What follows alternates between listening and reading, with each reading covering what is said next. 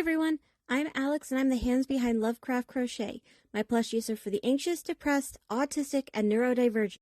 Small enough to travel in a purse, backpack, diaper bag, or even your pocket. You can check out my Facebook page or TikTok to see what patterns are available and stay tuned for the new ones coming out. I also make hats, scarves, blankets, and dice bags for the tabletop gamer or dice goblin in your life. Feel free to order through the page, TikTok DMs, or via email at love.craft.crochet@gmail.com. Now, on to the segment. Greetings, campers. My name is Shannon, and I am the host of Campfire Ghost Stories, a podcast where I tell you about the ghost stories, cryptids, and legends of our forests and woods.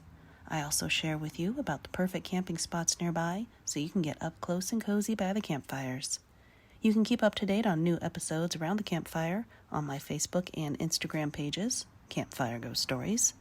And I am always on the lookout to hear about your own personal ghost stories. These can be sent to my email, campfireghoststories8@gmail.com. Happy camping! Due to the graphic and disturbing nature of the crimes discussed, listener discretion is advised. Retrostatic Radio presents Killing 15 Minutes. Hello and welcome to Killing 15 Minutes, where you get your true crime fix in 15 minutes or less, or your podcast is free. I'm your writer, Sam Rossi, and shortly I'll be handing over a rough draft of a script to my brother, AJ, who hasn't read it, who's most likely has no idea what we're talking about. This should be fun. Good luck, bro. Thanks, Sam, who's currently eating a parfait. So any smacking sounds is Sam. Any panting sounds is either Sam or Frankie. And I'm AJ Carey. Born Betty Lou Dunavant on March 12th, 1937 in Roxborough, North Carolina, Betty Lou became deaf after a bout with measles. She would claim her father sexually abused her. Wow, we're just jumping right into this one, aren't we? Yep. Okay. While still a child, her family moved to Hampton, Virginia, where her father worked at Langley Research Center. Her mother was institutionalized in 1949, leaving Betty Lou to raise her siblings. Betty Lou married her first husband, Robert Branson, at 15. They were married from 1952 to 1969. Then she married Billy Lane in 1970 and divorced him the same year. Marriage number 3 was Lane again in 1972, and then a divorce a month later. Number 4 was Ronnie Threlkeld. Yeah. In 1978, but that only lasted until 79. Number 5 was Doyle Barker from 1979 to 1980. Her final husband was Jimmy Beets from 1982 to 1983. You know, I don't usually shame people. And I'm not shaming someone for being in several different relationships once a year. It's the marriages that make me go, really? Because, see, I'm not a marriage person by nature, outside of very, very, very, very, very, very, very specific times. But it feels like once you hit 3, especially if the third one is actually the first one, part 2, maybe marriage isn't for you. You know, I once asked my wife if marriage was for her before we got married. Well, you are number 3. Betty Lou's criminal record. Alright, we do a crime show here. Betty Lou's criminal record includes public lewdness and shooting Lane in 1970. She was acquitted after Lane said that he threatened to kill her first. You know what? That's actually a strong marriage right there. I will say, I will marry anyone who turns around after I shoot them and go, no, I asked for it. She would also try to run over Threlkeld with her car in 1978. On August 6, 1983, Betty Lou reported Beets missing from their Cedar Creek Lake house in Henderson County, Texas. In 1985, information received by Henderson County sheriffs led to the arrest of Betty Lou for the murder of Beets. A search warrant was executed on her property. In a filled-in wishing well, they found Beets' body. Poetic. Also, the body of Barker. Both were shot with a .38 pistol. Her trial for murder for remuneration and the promise of remuneration. What the hell's remuneration? Oh, basically she was she's trying to profit off of the murders. Oh, okay. Her trial for murder, also for remuneration, and the promise of remuneration of Jimmy Beets started July 11th, 1985 in Henderson County. Betty Lou's son, Robert Branson, would testify against his mother. He would tell how his mother told him to leave the house and that she intended to kill Beets. 2 hours later, he came back to Beets dead with 2 gunshot wounds. He did help hide the body below ground in the front yard, after which Betty Lou called the cops to report him missing. According to Robert's testimony, Betty Lou put some of Beets' heart medication in Beets' fishing boat the next day before the pair launched the boat into the lake. On August 12, 1983, the boat washed ashore near the Redwood Beach Marina. Police dragged to the lake looking for Beets' body, thinking he had fallen overboard and drowned for 3 solid weeks. On October 11th, 1985, Betty Lou was found guilty after pleading that 2 of her 6 children had been the ones to kill Beets. 3 days later, she was sentenced to death. She was incarcerated at the Mountain View Unit, a prison to house women offenders in Gatesville, Texas. An automatic appeal was sent to the Texas Court of Criminal Appeals. They overturned the conviction that insurance money and pension benefits were not remuneration. Really? I would assume that would be a very big point of... That's what I thought too. Unless remuneration is like making a book or... No. Making something, like profiting off of it outside of those. But it feels like the number one cause for I murdered my husband is usually... Insurance money. Insurance or pension or some sort of... Payout. Yeah. Yeah. It's Texas. The state requested a rehearing on September 21st, 1988. This time the court upheld the conviction and sentence should stand. 10 years of appeals happened. The U.S. Supreme Court denied a right of... I don't know that word. Certiorari? Oh, is that an I after the R? I thought that was just a comma. That's an I. Certiorari. Whatever. Basically asking to overturn lower court rulings.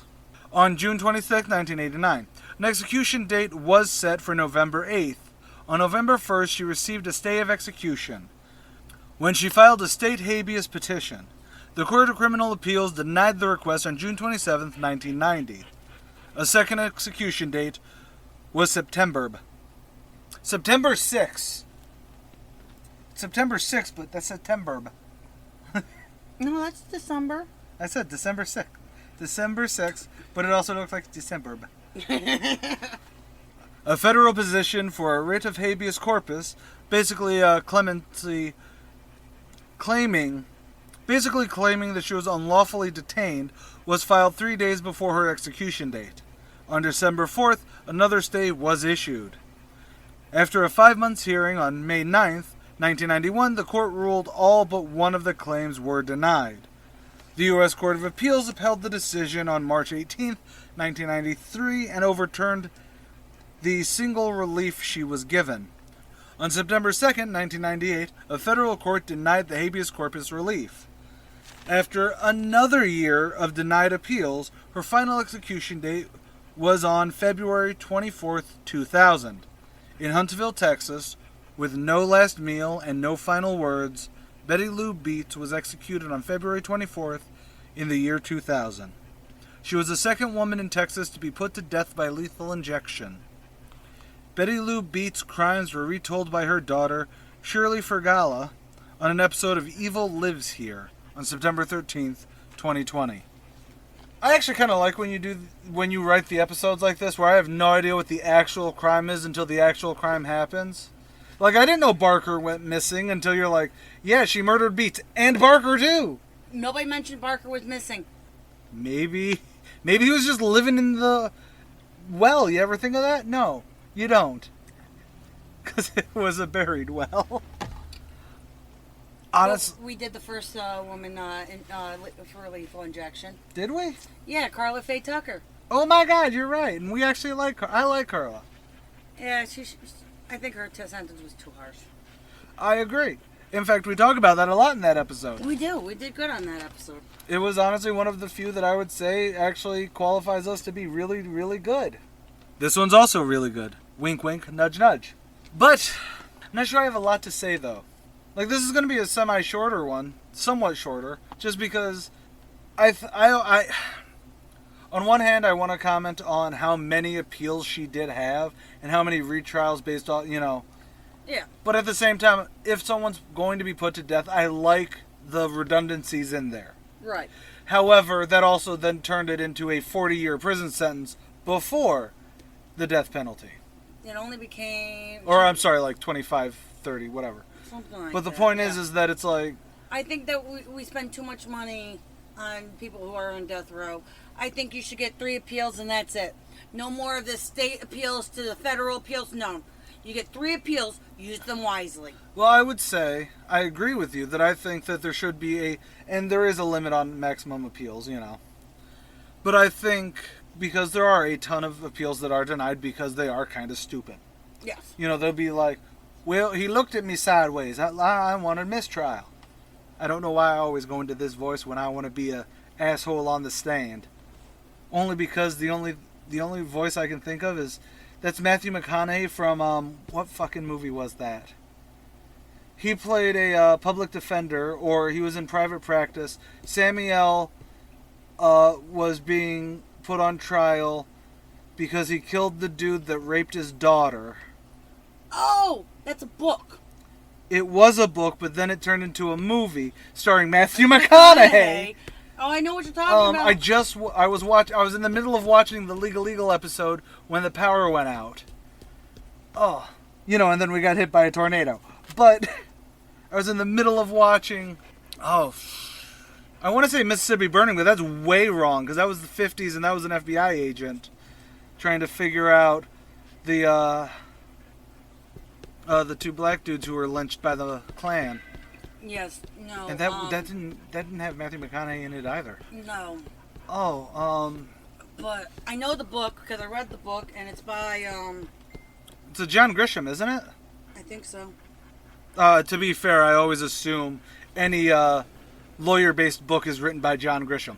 But no, I think you might be thinking Pelican Brief. No. With Denzel and Michelle Pfeiffer. No. Helen Hunt. Who is the chick in Pelican Brief? Julia Roberts. Was it Julia Roberts? Yes. I think you're thinking of Aaron Brockovich. You're funny. That was Julia Roberts, wasn't it? Yes, it was. She won an Oscar for it, didn't she? A Time to Kill. A Time to Kill, thank you. Sorry, now that we've name-dropped just a couple, maybe we should just have a bonus episode on us talking about our favorite lawyer stuff. And then we're talking about... My Cousin Vinny's going to be the number one thing. Yeah, I know. But anyways, do you have anything you'd like to say about this case? No, and you're right, it's a John Grisham novel. Of course it is. He's the only one who writes lawyer stuff. And Alex Cross, I believe. He does other things. But anyways, he also, I believe John Grisham was also slated to revive The Shadow. Cool. Not really. I read it. It wasn't good. They tried to modernize it, so like... How do you modernize The Shadow? By turning him into literally nothing that works in the 2020s.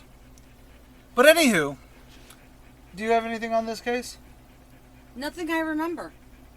Well, there's nothing I like with Kenneth Eugene Smith. Yeah, there's usually something. I remembered, how bad they fucked up the. Because outside of her being married, 7 times, or however many. Right. Both her ex-husbands that were still alive testified against her. I would probably too. Because, see, it's one thing if you're like, no, I threatened to kill her, so she shot me. Okay. However, now she's apparently shot several other people. Yeah. It's one of those things of... Dodge that bullet. It reminds me of Dad's stupid fucking joke. Which one? The one where, he'll start off with, oh, so I was talking with the guy from work, and he was just shooting the shit. And I'm like, hey, I've been married a few times. Oh, really? Yeah. Yeah, my first wife died. Oh, I'm sorry to hear that. How'd she die? She ate poison mushrooms. Okay. Yeah, and wife number 2, she died too. She ate poison mushrooms. Oh my God. Well, wife number 3, what'd she do? Well, she died, obviously. Was it poison mushrooms? No.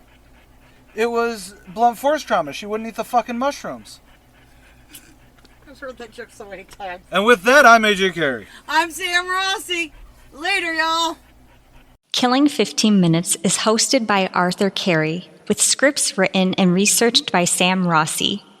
If you like this episode or want to stay updated on this series, consider following Killing 15 Minutes on Patreon or Retrostatic Radio on all major social media platforms.